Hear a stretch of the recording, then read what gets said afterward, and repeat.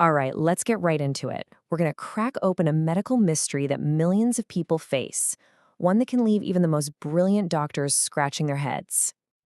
It often starts with these really common clues: aching joints, a rash that just won't go away, or this deep exhaustion you can't seem to shake. So you go to the doctor, hoping for a simple answer. But what happens when those clues point in a dozen different directions all at once? Well, that's when you realize it's complicated, especially when the main suspect might just be your own immune system. That's really the heart of the challenge when it comes to diagnosing autoimmune diseases. To really get why, we have to appreciate the incredible complexity of the puzzle our medical detectives are up against. We're talking about a massive, tangled web of possibilities. So first off, think about this. There are over 100 different rheumatic conditions. And in the early days, a whole bunch of them, like lupus, rheumatoid arthritis, scleroderma, can look almost identical. They show up with really similar symptoms, making them incredibly tough to tell apart. In fact, it's so tricky that in up to a whopping 50% of cases, doctors can't pin down an exact diagnosis right away. So for both the patient and the doctor, the mystery continues. So, faced with all this uncertainty, how on earth do doctors even begin to figure it out? Well, they don't just guess. They have a very systematic approach, a kind of diagnostic toolkit they use to gather evidence and piece all the clues together. This whole investigation really follows 4 key steps. It always starts with the patient's story, their complete history. Then comes a thorough head-to-toe physical exam. It's only after they've gathered those additional clues that they bring in the big guns, the labs and imaging. This is basically the forensic kit for solving the case. Now, this brings up something a lot of us think. We assume there's got to be one single blood test, a smoking gun that just solves the whole mystery, right? But is that actually how it works? Not even close. Lab results are just one piece of the puzzle. Take the ANA test, which looks for these self-attacking antibodies.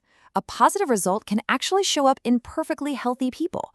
So the key thing to remember is that a lab test by itself doesn't mean much. It has to make sense with all the other evidence the doctor has found.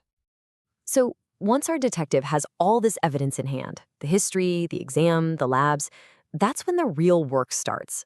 It's all about connecting the dots to see if a meaningful pattern emerges. The very first critical step is figuring out the location. Is the pain truly articular, meaning it's deep inside the joint itself? Or is it non-articular, coming from the stuff around the joint, like muscles and tendons? Just making that one distinction can dramatically shrink the list of potential culprits. Okay, next, they try to figure out the nature of the problem. Is it inflammatory? Things like warmth, swelling, and that really intense stiffness when you first wake up? Or is it non-inflammatory, where the pain just gets worse the more you do? This helps them figure out if the immune system is actively on the attack. And take a look at this. This is what inflammatory can actually look like. On the left, you've got the crazy redness and swelling from a gout attack. And on the right, that's a very specific rash on the hands that points to a condition called dermatomyositis. These are the kinds of physical clues that start to point the investigation in a very specific direction. So let's see how this all comes together in a real-world scenario. We're going to open a case file for one of the most famous autoimmune diseases out there, systemic lupus erythematosus, or just SLE. So to even start considering lupus as a suspect, modern guidelines say you need a very specific first clue, a positive ANA test. And not just positive, but it has to be at a certain level, what's called a titer of 1 to 80. Think of it as the entry ticket. Without it, lupus isn't really on the table. Once you're in, doctors use this pretty cool weighted checklist. They go down a list of findings and assign points. So as you can see, a certain type of skin rash might be worth 6 points, and joint inflammation could also be worth 6 points. They add up the points for every clue they find. And here's the magic number. If the final score adds up to 10 or more, then the condition can be officially classified as SLE.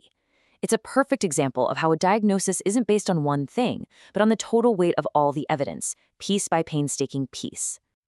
But what about those really fascinating cases where the clues are absolutely real, the symptoms are there, but they just don't quite add up to a specific bad guy? These are kind of the unsolved mysteries of rheumatology.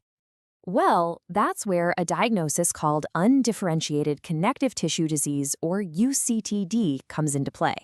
This is a totally valid formal diagnosis for people who definitely have something autoimmune going on, but they don't tick all the required boxes for lupus or rheumatoid arthritis or any of the other well-defined diseases. And this is so important. A UCTD diagnosis is not the doctor saying, "I don't know," or dismissing your symptoms. It's the exact opposite. It's an acknowledgement that your symptoms are real and that there's a process happening, even if it doesn't fit into a neat little box. It basically means the case is still open and needs to be monitored closely. And that brings us to the final crucial point. Cracking that initial case, that's really just the beginning. For these kinds of chronic conditions, the diagnosis is the start of a long-term stakeout. Because these diseases can mess with almost any part of the body, the heart, the lungs, you name it, managing them requires a whole team of experts. The rheumatologist is like the lead detective on the case, but they rely on this whole crew of other specialists to watch all the angles and help keep the patient healthy for the long haul. And all of this leaves us with one final, pretty mind-blowing question. We're getting incredibly good at solving these mysteries once they've started. But what's next? As our tools get even more powerful, will we one day be able to predict these diseases before the very first clue, the first symptom even shows up? Now that would be a game changer. The investigation, for sure, continues.